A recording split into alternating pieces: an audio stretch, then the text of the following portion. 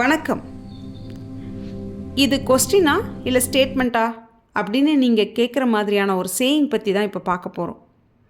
Y tea cups in China and Japan has no handles?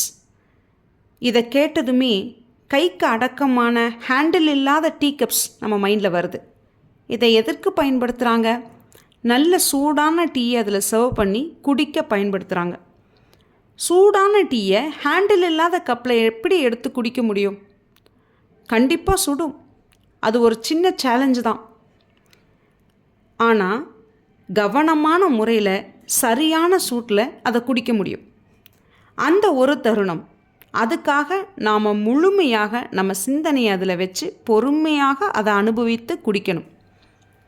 இப்படி தாங்க நம்ம லைஃப்பில் நம்ம சூழ்நிலைகள், சந்தர்ப்பங்கள், மனிதர்கள், முடிவெடுத்தல், ஏன் வாழ்க்கையை நாம் எடுத்து போக நம்ம சுற்றி இருக்கும் ரிசோர்ஸஸ் எல்லாத்தையுமே முழுமையான சிந்தனையோட பொறுமையாக சரியாக கையாள வேண்டியிருக்கு. இதற்கு நமக்கு பல உதாரணங்கள் இருக்குது. அதில் ஒன்று தான் இப்போ பார்க்க போகிறோம். 2004ஆம் ஆண்டில் அமைதிக்கான நோபல் பரிசு பெற்ற முதல் ஆப்பிரிக்க பெண்மணி வாங்காரி மாதாய்.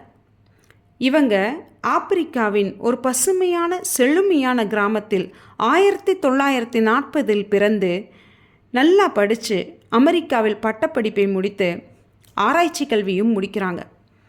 அவங்க ஆராய்ச்சி கல்வி காடுகள் மற்றும் அவற்றை அழிப்பதால் ஏற்படும் விளைவுகள் பற்றியது. அந்த நேரத்தில் தான் பிறந்த ஊரில் காடுகள் அழிக்கப்பட்டு வறண்டு இருப்பதை பார்க்குறாங்க. தன்னுடைய நல்ல வேலையை விட்டுட்டு சொந்த ஊருக்கு அழிக்கப்பட்டு இருந்த காடுகளை மரக்கன்றுகள் நட்டு மீட்டெடுக்கும் முயற்சியை ஆரம்பிக்கிறாங்க. அதற்கு பெண்களை பெருவாரியாக இணைத்து கிரீன் பெல்ட் மூமெண்ட் அப்படின்னு மரங்களை ஏன் நடணும், எப்படி நடணும் அப்படின்னு சொல்லி கொடுத்து அந்த வேலைக்கு சம்பளமும் கொடுத்து மரங்களை நடுறாங்க. காலம் அதற்கு பெரிய பரிசு கொடுத்தது. இப்படி சின்னதாக தொடங்கிய இயக்கம் ஆப்பிரிக்கா முழுவதும் பரவி 51 மில்லியன் மரங்களை நட்டு காடுகளை உருவாக்கி மிகப்பெரிய புரட்சியை ஏற்படுத்தியது. அவங்க அமெரிக்காவிலிருந்து தன் நாட்டை பசுமையாக மாற்ற முடிவெடுத்து ஆப்பிரிக்காவை நோக்கி நகர்ந்த அந்த தருணம், தன் திட்டத்தை முழுமையாக கவனமாக பெரிய அளவில் செய்து முடித்த அவரது செயல் அவரை நோபல் பரிசுக்கு எடுத்து சென்றது. இது தேவையான ஒன்றை சரியான தருணத்தில் சிறப்பாக செய்து முடிக்கும் கவனம். ஒவ்வொருவருக்குமே இந்த தருணங்கள் அவர்களாலேயே உருவாக்கப்படலாம். இல்லைனா காத்திருந்து இது போலான தருணங்கள் தன்னை கடந்து போகும்போது அதை நாம் எடுத்துக்கொள்ளலாம்.